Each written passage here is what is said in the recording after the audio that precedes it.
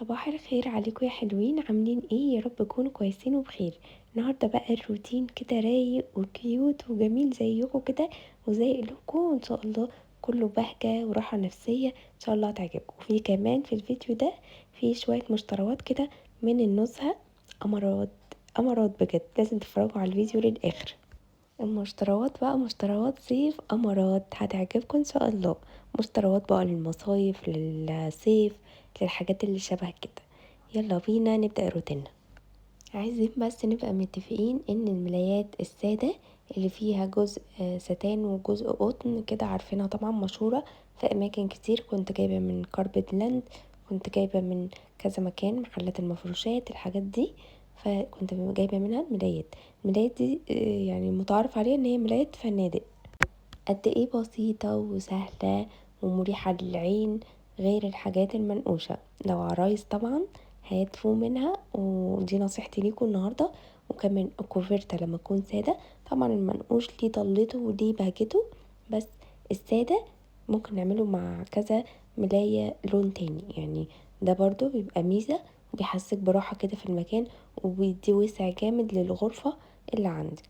هنا بقى بعد ما بخلص روتيني واخلص بقى اللي ورايا وخلصت المطبخ وروقت الغرف، كويت اكياس المخدة. مهم جدا لو مش هنغير الملاية نغسل اكياس المخدة، والصح ان هي تتغير كل يوم. بس كده بحب ارش بقى رشة باد سبلاش برفان بحبه. كل ده بيدي راحة نفسية وطاقة ايجابية. كنست الغرفة بقى بالمكنسة، لمعت بقى التراب كده اللي على الاسطح وظبطت الدنيا، وخدت شاور كده قمر وغيرت الهدوم اللي طبخت بيها.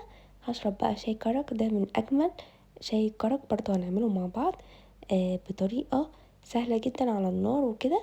بس بعدين هنا بس انا بحب اجيب السريع ده في المصايف لما اكون كسلانة كده.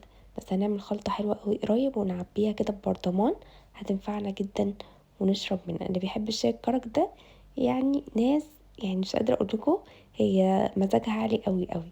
انا بقى بعشقه، بحبه بقى بعد الغدا كده اخر النهار. بالليل عايزة اشرب حاجة بدل الشاي بلبن طعمه مميز جدا، بيبقى عليه طبعا قرفة وحبهان جنزبيل، الحاجات الطبيعية الجميلة التحفة دي، وطبعا عليه شاي. نفوق بقى كده وندخل بقى على المشتريات اللي اشتريتها من النزهة. بس قبل اي حاجة ما تنسوش لايك واشتراك وكومنت القمر اللي بيحفزني ويخليني اكمل. الشنطة دي موجودة في كل مكان، في النزهة، في روكسي، في مصر الجديدة، في مدينة نصر، في المولات، في كل حتة موجودة بأشكال وألوان. مش قادرة اوصف لكم، هي عبارة عن خيش كده شوية ومعمول لها بقى صدف. ايا كان بقى انت وذوقك يعني، الاختيار ده موجود. والشنطة دي كمان حلوة جدا للبحر، خفيفة جدا. تنفع للبحر عملية. ممكن تجيبيها البيبي، ممكن تجيبيها للساون بلوك والبورنيطة والكريمات والمية بتاعتك والحاجات دي، تحطيها معاكي برضه على البحر. ما تقلقيش عليها، عشان طبعا شنط الخروج لو رحنا بيها البحر بتتهلك وبتبقى شكلها مش لطيف خالص. ممكن تاخديها معاكي ساونا جاكوزي، تحطي فيها غيار ليكي، حلوة جدا ومقاسها حلو. كان سعر الشنطة السودا دي كان سعرها 100 جنيه. محلات مش فاكرة محلات خالص، غير حاجتين بس اللي فاكرة المحل اللي اشتريتهم منه. افتكرت في الاخر ان انا ما صورتلكمش، فصورت المحل في اخر الفيديو. بس في حاجات الصراحة مش عارفة محلات هي اسمها ايه، انا مش فاكرة. انا قعدت دخلت كده في الشوارع وفضلت اتمشى، كل ما يعجبني حاجة اشتري. السيليبر التايجر ده كان من محل سعره 200 جنيه، وانا بحاسب لقيته كمان ب150، فكان لطيف جدا. ماتيريال حلوة عالي. البلاستيك بتاعه حساه حلو قوي. التايجر اللي فوق ده مختلف، ما عنديش حاجة سليبر تايجر خالص. السليبر الجرين ده ده من حد في الشارع، عارفين الراجل حاطط ستاند بيبيع في الشارع.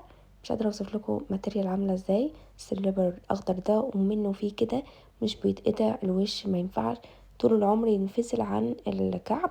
فدي حاجه تحفه جدا وعمليه، وكمان السليبر عالي، فدي حاجه بالنسبه لي طبعا عشان مش طويله قوي فجميل. طبعا انا جايبه الكارما مش ليا، انا جايبه ليا التايجر. هنا بقى عايزه اقول لكم برضو ذا بودي شوب تحفه، تحفه يا جماعه. ثبات 24 ساعة، جايباه منين والله العظيم ما فاكرة. والشنطة بتاعته يعني حتى مش عارفة اوصل لعنوان، مش عارفة اوصل لحاجة. اكسسوارز برضو هناك موجودة. الهدف من الفيديو ايه يا نورة؟ عشان برضه تبقوا عارفين ان انا لازم افيدكم. النزهة خطيرة، تنزلوا فيها كده. شارع المدينة المنورة مشهور جدا هناك في شارع طه حسين، متفرع منه في الراجل بتاع السليبرات اللي هي الاخضر دي، في منها الوان الاكسسوارز. هتلاقوا حاجات بقى تحفة. انتوا اصلا هتروحوا مش هتدوروا على محل معين، انتوا هتلفوا، كل ما تدخلوا اكتر هتلاقوا حاجات جميلة جدا. الحلق دوت خوص من قدام، بس هو ستانلس ستيل من ورا، بس خطير يا جماعة، تحفة. وطالع ترند منه ألوان كتيرة جدا وديزاينات مختلفة جدا. زبادي شوب بقى عامل زي كده، بس النباطي طبعا حاجة قيمة جدا وخطيرة. هي بتثبت بس 24 ساعة طبعا، لأن هي مش الأصلي للدرجة الواو يعني، بس هي ريحتها تحفة يا جماعة، وتحطوها في شنطتكم كده بجد وهمية. ريحة ثابتة جدا. لو هتشتروا اشتروا فواكه استوائية. أنا ملقتش غير واحدة بس هي اللي فواكه استوائية، والباقي اشتريت واحدة جوز هند، والبنات برضو اختاروا كيوي بس كده. فبصراحة ما لقيتش الا واحدة فعلا. الراجل قال لي اكتر اقبال على الفواكه الاستوائية، ريحة كده تحفة. نضارة برضو بحب اجدد النضارة كده كل سنة، مثلا بشوف اللون اللي مش عندي واجدده. سعر النضارة 180 تقريبا. في حاجات ب200، في حاجات اكتر، بس الموديل ده هو اللي حسيته مش موجود عندي، والابيض ما كانش برضو موجود عندي. وده بقى المحل الوحيد اللي انا قدرت اصور المكان من بره، وافتكرت ان انا عاملكم فيديو قمر، فلازم اقول لكم عليه. اسمه التركي للادوات المنزليه، موجود في النزهه، وعنده تليجرام للناس اللي عايزه تتاجر في الحاجات وكده.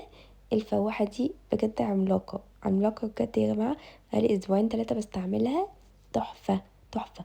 وعايزه اقول لكم ان الحاجات، معلومه عرفتها لازم اقول لكم عليها، دي بتشتغل بفيشه. انا كنت فاكراها ان هي يو اس بي وبتتشحن، وبعد ما بتشحن انتي بتشغليها، وما تخلص ترجعي تشحنيها تاني.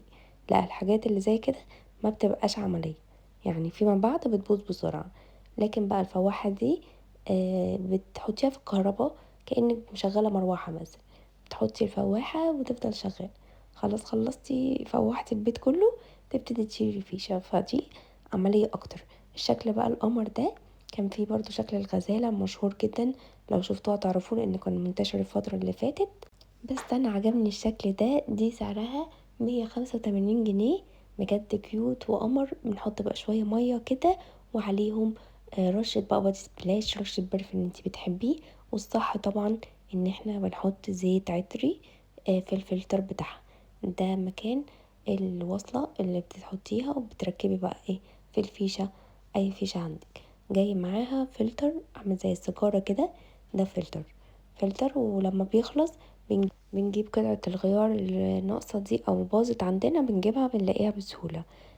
برضو الفلتر ده ممكن نغطسه في زيت عطري ونركبه زي ما شفتوا كده، ونحطه برضو في الفواحة، هيبقى معمر اكتر، وريحة هتكون ثابتة اكتر على الستاير وعلى المفروشات وعلى شعرنا وعلى الملايات وعلى كل حاجة في البيت. المروحة دي بقى خطيرة خطيرة خطيرة. دي بقى البنات كده والولاد اللي عندهم ثانوية عامة بيحتاجوها. وكمان حلوة انك تعملي ماسك وعايزاه ينشف على وشك بسرعة، تشغليها. نور قطع عايزة تشغليها، قاعدة في مكان مفهوش تكييف مفهوش مروحة، حصل اي حاجة عايزة تنشفي حاجة على وشك، مونيكير على ضوافرك، الحاجات دي كلها برضو من التركي للأدوات المنزلية. محل تحفة جدا يا جماعة، عنده كل الكابات والهاند بلندر، المكاوي، البيبيليس، شوار، كل الحاجات دي كلها. المبخرة الإلكترونية دي في منها أشكال كتير جدا، بس ده الشكل اللي عجبني، شكله أبيض كده، حسيته هيليق على الديكور. في إضاءات برضو، نسيت أقول لكم إن هو مزود ب3 إضاءات، تفضل تغير اللون كده كل فترة. تحفة يا جماعة، مش قادرة أقول لكم بيطلع أصلا هوا ساقع مع ريحة تحفة، خطير. لازم تجيبوها.